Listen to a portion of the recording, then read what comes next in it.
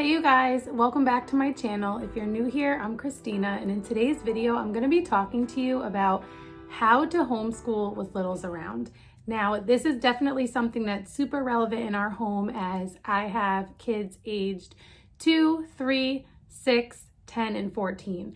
And so we definitely have to navigate homeschooling with lots of different ages. So before I jump into this video, two things. First one is this is a collaboration with a whole bunch of other moms who are sharing how they entertain or include their littles in homeschooling. And so you'll get to hear from a wide variety of moms, different ideas, different family sizes, different ages and dynamics. So hopefully there will be something for everyone in this playlist to help you navigate how to homeschool with littles. Second thing before I get into all of my tips that I had to make sure that I shared with you guys is that there is a brand new Discover bundle launching today from Harbor and Sprout. I've had many of you ask me over here on YouTube and over on Instagram, when is the next bundle coming up or what are bundles and things like that. So today is the day, if you've been waiting, today is the day that there is a new bundle launching. So I will have that linked down in the description box for you to check that out. There are also freebies every single day this week. So you can get a different freebie every single day. You just go to that same link, scroll to the bottom, and you'll see where to download your freebies. And you can also see all about all of the different things that are in those bundles. Also linked in the description box is the playlist to this collaboration for how to entertain your littles while you're homeschooling. This collaboration is hosted by Tony at Our Thrifty Homeschool.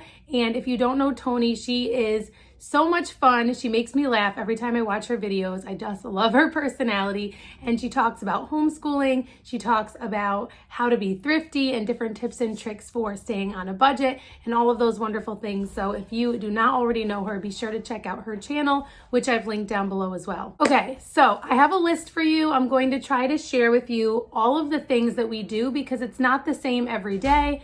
And it's always different depending on what we're doing that day or that time of day.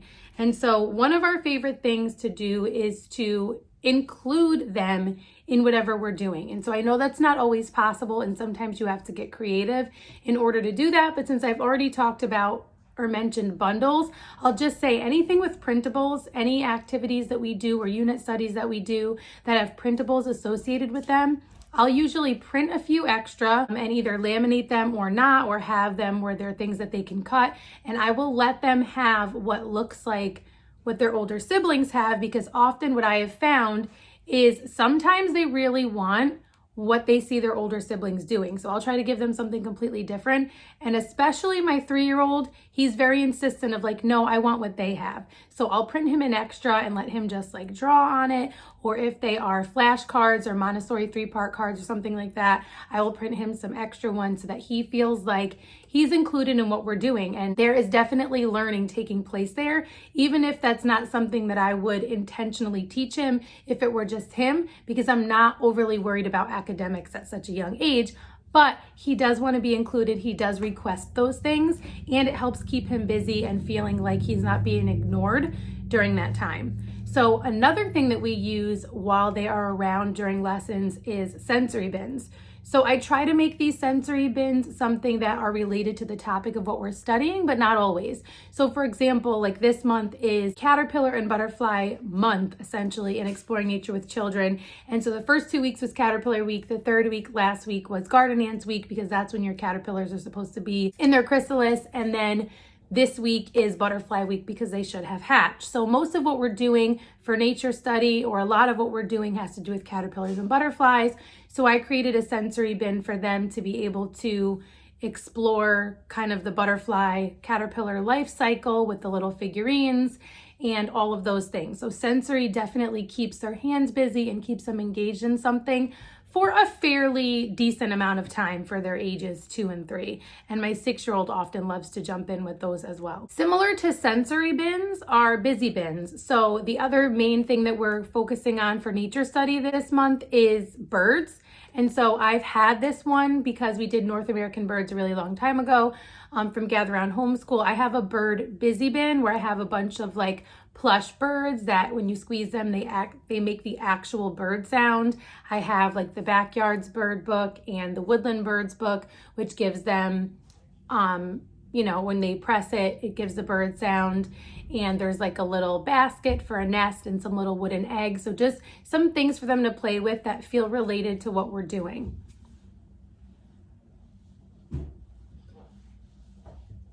What are you guys doing? I'm climbing through so your video can't see me. Okay, they can definitely still see you. Oh, okay. Okay. Yes. Real life happening over here, guys. So other things for sensory are simple things like Play-Doh. So I'll either just give them some Play-Doh and their little Play-Doh tools that they play with, or I will set up like their Play-Doh accessories kit from Knowledge Crates. So Knowledge Crate is another thing that I utilize in order to kind of keep my littler ones busy and engaged with something while we're homeschooling. And so some of those activities are things that I need to do with them, or that I like to do with them, or that we do all together as a family, including my older kids. But some of the activities in there, like the Play-Doh, for example, and the little accessories, like the seasonal accessories that come with it, are things that I can just set up for them. It takes 2 minutes and then it keeps them busy for a while. Another way that I utilize those things like the sensory bins or the busy bins or sensory like Play-Doh or even little flashcards and things is I'll take a few minutes with them first to give them attention on what they're doing and engage with them with what they're doing.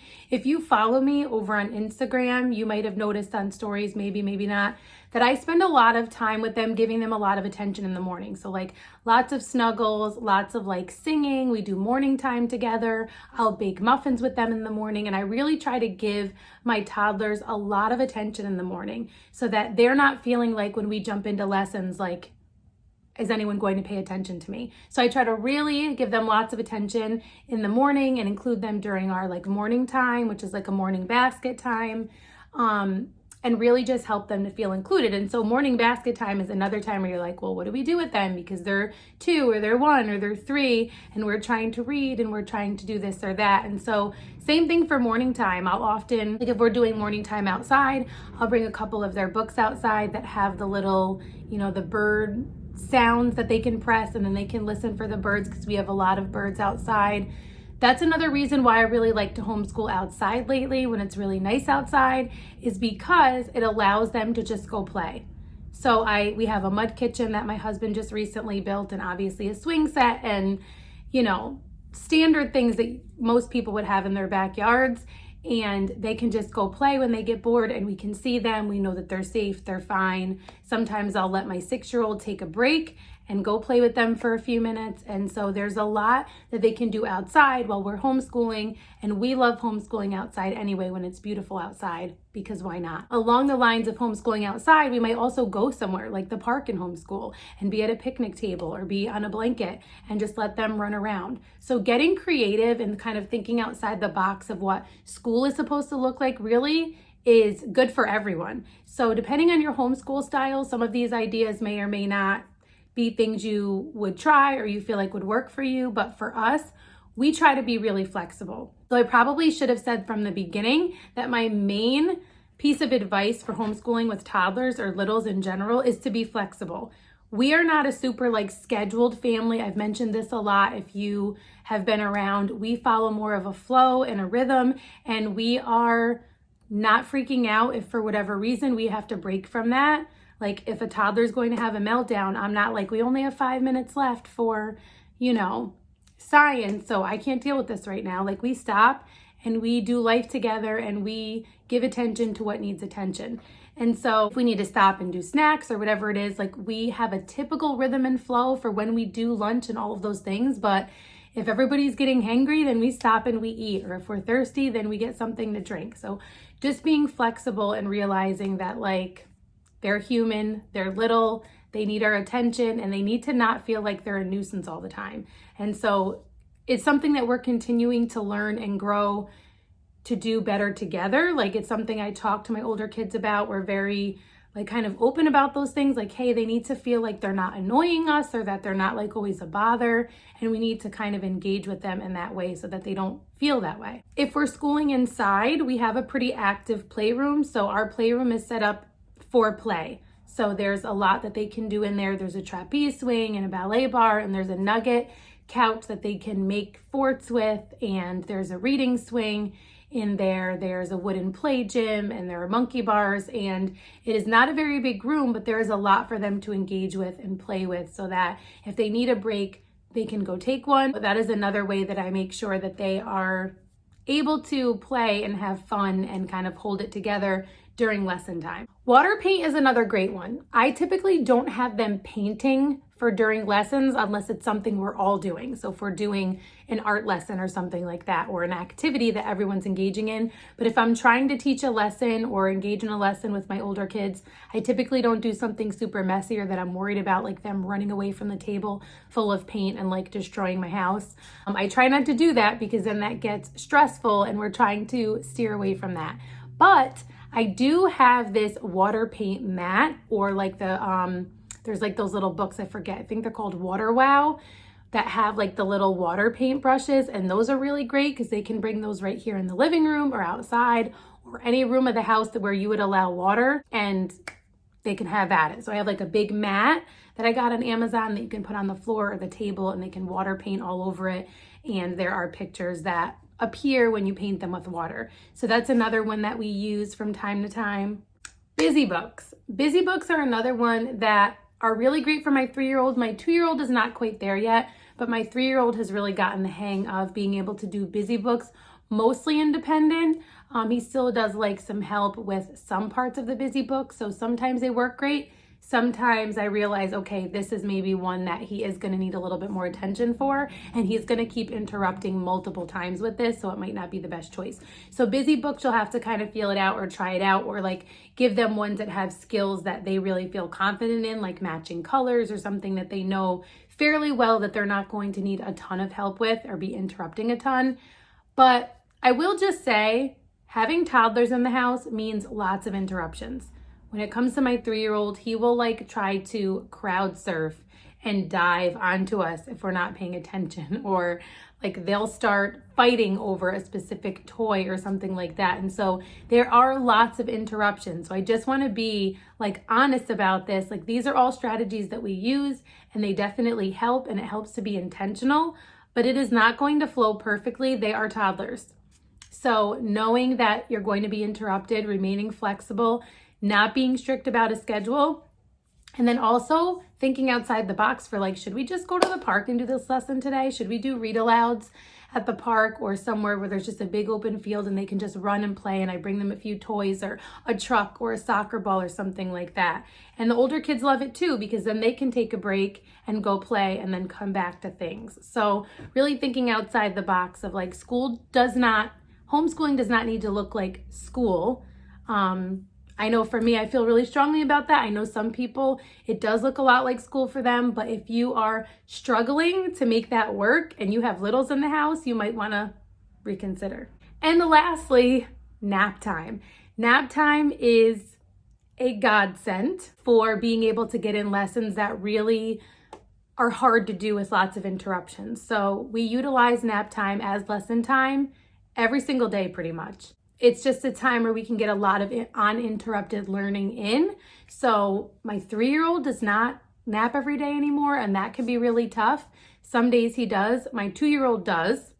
So that helps. Even just having one toddler instead of 2 really can make a difference, because one of them sometimes can be a lot easier. Although they do play together really well a lot of the time too. So utilizing nap times and being really intentional about that time. Typically, I will take a small amount of time in the beginning of that chunk of time to like grab a cup of coffee or a snack, or even just like a few minutes to myself, or whatever I might need to kind of reset after like a full morning with everyone and doing lunch and nap time. And then I'm like, all right, I need a minute, and I'll let the kids know like, we're gonna get started in 10 minutes, or we're gonna get started in 5 minutes, or something like that. I feel like I talked fast and said a lot of things, but I did want to share as much as I could with you that you might find helpful, or that maybe one of these things or 2 of these things really ends up making a big difference for you guys. And so definitely go check out the playlist and see what all of the other moms do to include their littles or entertain their littles, while homeschooling, make sure you check out Tony's channel, which is also linked down below. Don't forget to check out the Harbor and Sprout Discover bundle for beautiful homeschool resources, even if you're just trying to kind of like plan and shop for next year, or if you want some fun things to do in the summer. There's some really great things in there. Knowledge Crates, which I mentioned, is also linked down below. So many fun activities in there that we will use all summer. They are seasonal, so you get them 4 times a year. And then there are also mini crates that are themed, like not seasonal, just different themes. So if you like this video, please give it a thumbs up. Comment down below if you do any of the things that I mentioned. If you have any ideas for how you homeschool while having littles around, I am always looking for new ideas to try out over here as well. I can't wait to go watch the playlist and hear what all the other moms are doing. If you are not already subscribed, I would love if you would stick around. Click the red subscribe button. Introduce yourself down in the comments below. I love to get to know you guys. If you are not already following me over on Instagram, you can follow me there at rooted_homelife. I share lots of day-to-day stuff over there and stories and reels and some posts here and there. So I would love to connect with you over there as well. Thank you so much for watching, and I hope to see you soon in one of my next videos. And until next time, stay rooted.